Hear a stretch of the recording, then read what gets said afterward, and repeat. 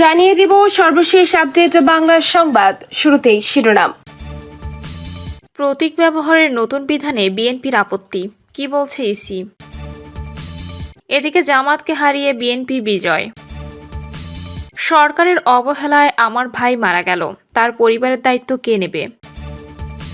নির্বাচন ছাড়া সংস্কার বাস্তবায়িত হবে না, বলছেন জোনায়েদ সাকি। এবং সর্বশেষ জানাবো, সিলেট সীমান্তে খাসিয়াদের গুলিতে বাংলাদেশি যুবক নিহত। এতক্ষণ শুনছিলেন সংবাদ শিরোনাম, এখন থাকছে বিস্তারিত। প্রতীক ব্যবহারের নতুন বিধানে বিএনপির আপত্তি, কি বলছে ইসি? নির্বাচনে জোট করলেও প্রার্থীদের নিজ নিজ দলের প্রতীকেই ভোটে অংশ নেওয়ার বিষয়ে গণপ্রতিনিধিত্ব আদেশে সংশোধনের বিষয়ে আপত্তি জানিয়েছে বিএনপি। দলটি নির্বাচন কমিশনকে সংক্রান্ত চিঠি দেয়। এদিন কমনওয়েলথের প্রাক নির্বাচনী পর্যবেক্ষক দলের সঙ্গে বৈঠক শেষে ইসি সচিব আক্তার আহমেদ সাংবাদিকদের মুখোমুখি হন। বিএনপির আপত্তি নিয়ে প্রশ্ন করা হলে তিনি বলেন, জোটবদ্ধ হয়ে নির্বাচন করতে গেলে প্রতীক ব্যবহারের বিষয়ে বিএনপির আবেদন নিয়ে কমিশন সিদ্ধান্ত জানাবে। এদিকে ইসিকে আনুষ্ঠানিকভাবে আপত্তি সংক্রান্ত চিঠি পৌঁছে দেওয়ার পর বিএনপি চেয়ারপারসনের উপদেষ্টা ইসমাইল জবিউল্লাহ সাংবাদিকদের বলেন, আগের নিয়ম ফেরত চায় বিএনপি। আরপিওর 20 অনুচ্ছেদ পুনর্বহাল করতে আমরা ইসির পাশাপাশি আইন উপদেষ্টাকে জানাবো। তিনি আরও বলেন, জোটবদ্ধ হয়ে রাজনীতি করা কিংবা নির্বাচন করার অধিকার থাকলে রাজনৈতিক দলগুলোর ইচ্ছে অনুযায়ী নিজ দল কিংবা জোটবদ্ধ যে কোনো দলের প্রতীক নিয়ে নির্বাচন করাও তাদের গণতান্ত্রিক অধিকার। সে অধিকার ক্ষুণ্ণ করার কোনো সুযোগ আছে বলে বিএনপি মনে করে না। এদিকে গণমাধ্যমের সঙ্গে আলাপে ইসি সচিব জানিয়েছেন, ত্রয়োদশ জাতীয় সংসদ নির্বাচনের জন্য ভোটকেন্দ্রের তালিকা চূড়ান্ত করা হয়েছে। এই তালিকা প্রকাশ করা হবে। জামায়াতকে হারিয়ে বিএনপির বিজয়। চুয়াডাঙ্গা জীবননগর উপজেলার শাপলাকলি আদর্শ মাধ্যমিক বিদ্যালয়ের অভিভাবক সদস্য নির্বাচনে জামায়াত ইসলামপন্থী প্যানেলকে হারিয়ে জয়ী হয়েছে বিএনপিপন্থী প্যানেল। বিকেল 5টার দিকে নির্বাচনের ফলাফল ঘোষণা করেন প্রিজাইডিং অফিসার ও উপজেলা একাডেমিক সুপারভাইজার সৈয়দ আব্দুল জব্বার। নির্বাচনে 233 ভোট পেয়ে 1 নম্বর সদস্য নির্বাচিত হয়েছেন আল হাসান মোহাম্মদ আবু তালেব। 223 ভোট পেয়ে 2 নম্বর সদস্য নির্বাচিত হয়েছেন মোহাম্মদ জাহিদুল। 215 ভোট পেয়ে 3 নম্বর সদস্য নির্বাচিত হয়েছেন আরিফুল ইসলাম এবং 192 ভোট পেয়ে 4 নম্বর সদস্য নির্বাচিত হয়েছেন দেলোয়ার হোসেন মুকুল। এদিকে জামাতপন্থী প্যানেল থেকে সর্বোচ্চ 117 ভোট পেয়েছেন মোহাম্মদ মিজানুর রহমান। এছাড়া মোহাম্মদ হাফিজুর রহমান পেয়েছেন 109, মোহাম্মদ আনোয়ারুল ইসলাম পেয়েছেন 108 ভোট এবং 93 ভোট পেয়েছেন মোহাম্মদ ওবায়দুল হক। প্রিজাইডিং অফিসার সৈয়দ আব্দুল জব্বার বলেন, সুষ্ঠুভাবে নির্বাচন অনুষ্ঠিত হয়েছে, কোনো অপ্রীতিকর ঘটনা ঘটেনি। নির্বাচনে মোট ভোটার ছিল 497 জন। এর মধ্যে ভোট দিয়েছেন 340 জন, তবে 10টি ভোট বাতিল হয়েছে। এদিকে শাপলাকলি আদর্শ মাধ্যমিক বিদ্যালয়ের অভিভাবক সদস্য নির্বাচনে জয়ের পর বিজয়ী প্রার্থীদের নিয়ে আনন্দ মিছিল বের করেন বিএনপি নেতাকর্মীরা। এর আগে সারাদিন ভোট কেন্দ্রের সামনে উপস্থিত ছিলেন জীবননগর পৌর বিএনপির সভাপতি শাহজাহান কবির, সিনিয়র সহসভাপতি তাজুল ইসলাম, সাধারণ সম্পাদক শামসুজ্জামান ডাবলু সহ আরও অনেকে।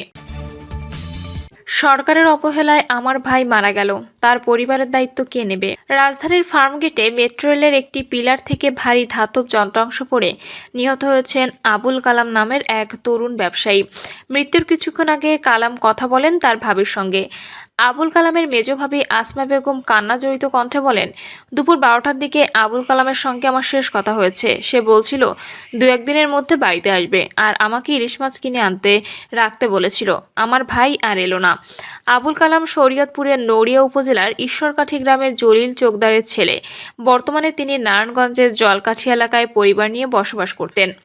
রোববার দুপুরে ফার্মগেটের কৃষিবিদ ইনস্টিটিউটের সামনে মর্মান্তিক দুর্ঘটনা ঘটে। প্রত্যক্ষদর্শীরা জানান, হঠাৎ করে মেট্রো রেলের ওপর থেকে ধাতব যন্ত্রাংশটি নিচে পড়ে যায় এবং তা আবুল কালামের মাথায় আঘাত করে।